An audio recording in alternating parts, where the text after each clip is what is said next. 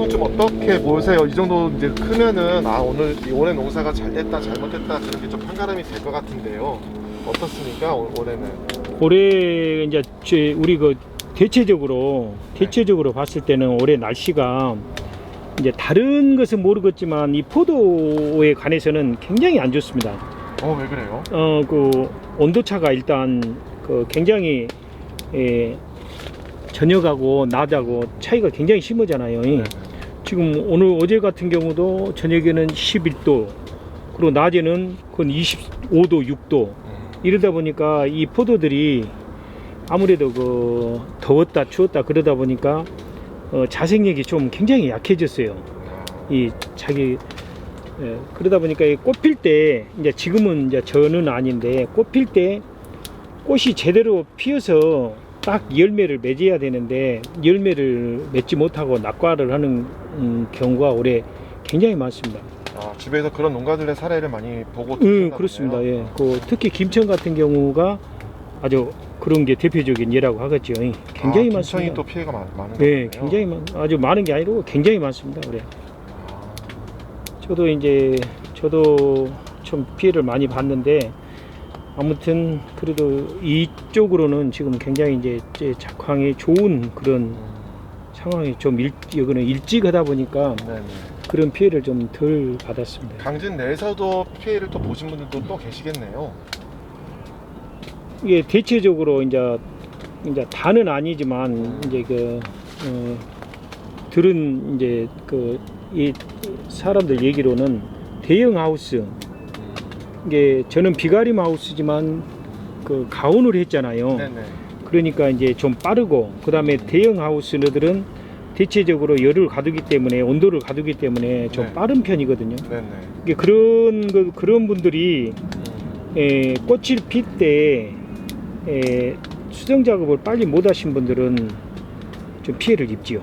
그게 저온 피해인가요? 고온 피해인가요? 이건 고온 피해도 아니고 좋은 피해라고도 할 수도 없고 예전에 없던 근데 작년에 비가 많이 왔고 작년에 전 한 달 정도 비가 와버렸잖아요. 네네.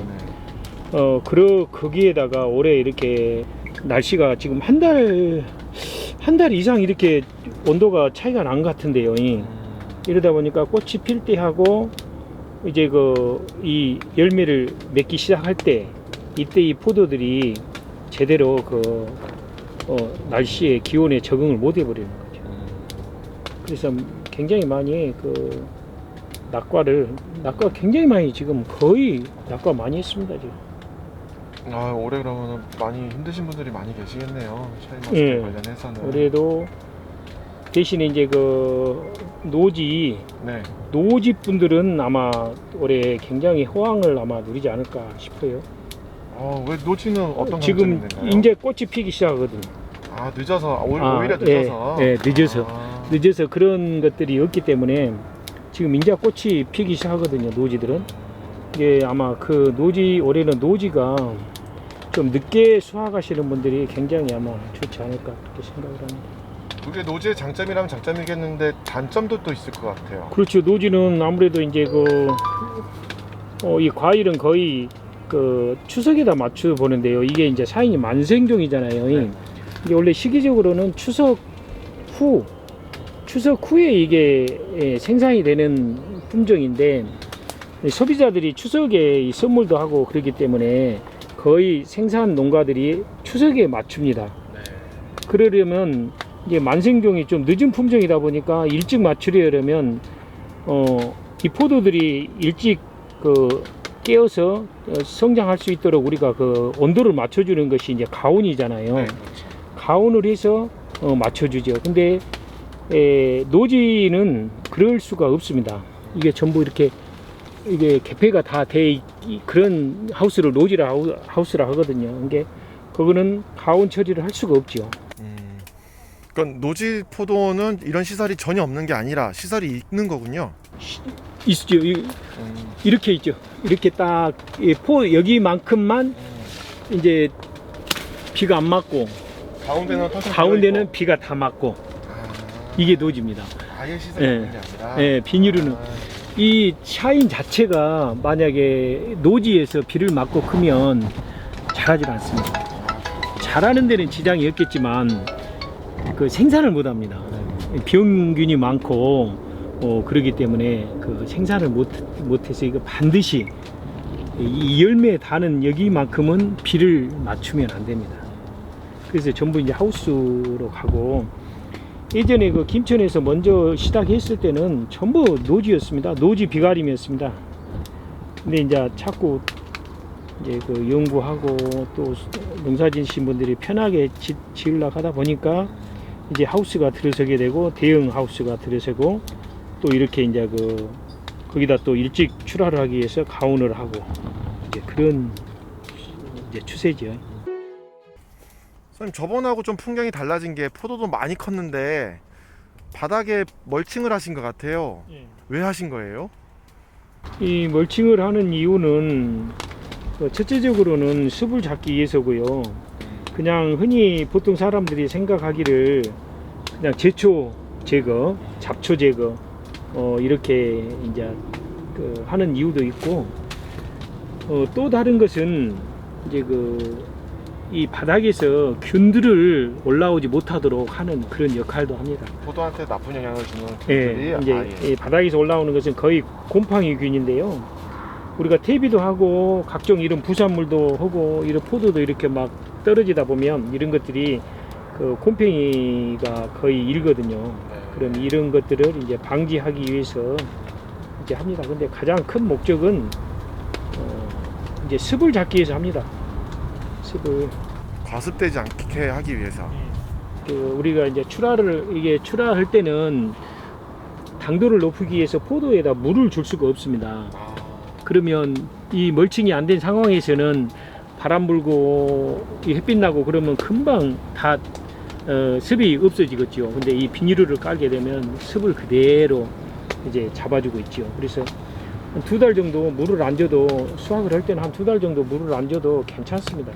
이게 멀칭을 하게 되면. 그래서 이제 멀칭을 하는 첫 번째 이유고요. 보통 사람들이 제초 풀매기 싫으니까 그런다고 하죠. 매년 이렇게 멀칭을 해 오셨어요? 아니면 올해 처음으로 하시는 건가요? 아니요, 매년 합니다. 작년에 쓰던 거라 좀 이렇게 지저분하고 그러셨군요. 올해 몇 년째 쓰는데. 요 때가 되면은 이제 준비를 해 놓으시는 거군요. 예, 그렇습니다. 왜 처음부터 안 해 놓으시고요? 처음에는 이 멀칭이 이제 장점이 또 그런 장점이 있지만, 단점으로는 땅이 호흡을 못 합니다. 땅이 호흡을 해야 광합성 작용도 잘하고 나무도 숨을 쉬어야 좋은데, 그 멀칭을 하면 그런 단점들이 있습니다. 그래서 할 수만 있으면 멀칭을 않는 게 최선의 방법이겠죠. 근데 만약에 그렇게 하면 저희들이 인원도 부족하고 노동력도 부족하고, 그래서 여러 가지 것들이 이제 저희들이 부족하고, 그래서 이제 이 멀칭을 하죠. 할 수만 있으면 멀칭을 안 하는 게 최상의 조건이, 아무튼 농사 짓는 방법입니다. 이제 알속기가 끝나고 나면은 종이를 씌우는 작업이 하나 있고요. 그 다음에는 뭐 하십니까? 이제 그러고는 아시다시피 이렇게 이제 이렇게 제거해졌지요. 네. 이 나무들이, 이 샤인은 세력이 굉장히 강한 그런 포도입니다. 금방금방 모습이 예. 달라져요. 자기네들이 아무튼 어떻게든지 막 이렇게 도장하는 세력이 막 되거든요. 그래서 그런 세력들이 저까지로 굉장히 많이 나와요. 이런 것들이. 이 작업을 이제 하죠. 그래야 이 열매로 이제 모든 영양분들이 갈 수 있도록. 이거는 이제 뭐 천천히 해도 되고 이제 급하지는 않습니다. 수확하기 전까지 그러면 크게 바쁜 일은 웬만큼 없습니다. 되겠네요. 이제 농사 거의 태풍만 이제 지나가면, 태풍만 피해갈 수 있다면 농사 다 지었다고 보는데, 이제 또 태풍이 문제죠. 이제 하나님께서 이제 어떻게 태풍을 하실란가. 그래서 알속기 하실 때 꽤나 뿌듯하시겠어요. 그렇습니다. 예, 굉장히 좋습니다. 거의 이 정도까지만 알속기만 해놓으면 한 70-80% 정도는 예. 넘었다라고 봐도 되겠네요. 예, 거의 다 지었다고 보면 됩니다. 이제 태풍이야 뭐 자연적인 그런 현상이니까 또 막을 수는 없겠죠. 네. 그리고는 이때까지 하면 거의 병도 없습니다. 이제 그러니까 봉지를 씌워버리면 일단 충들이 못 달라들죠. 충이 봉지를 씌우면 일단 충이 못 달라듭니다. 그리고 봉지를 씌우기 전에 저희들이 균에 대해서는 방제를 합니다. 이제 씌우기 전에 이렇게 놓고 아무래도 이 나무에다 우리가 이렇게 가위질을 하다 보면 상처가 나겠죠. 네네.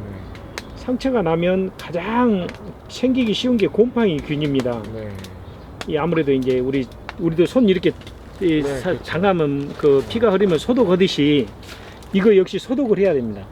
그래서 소독을 하고 이제 봉지를 씌우는 작업을 하면 이제 출하만 하면 됩니다. 소독할 때 어떤 약재를 쓰시는지도 궁금해 하실 것 같아요. 이제 뭐 곰팡이 약을 주로 합니다.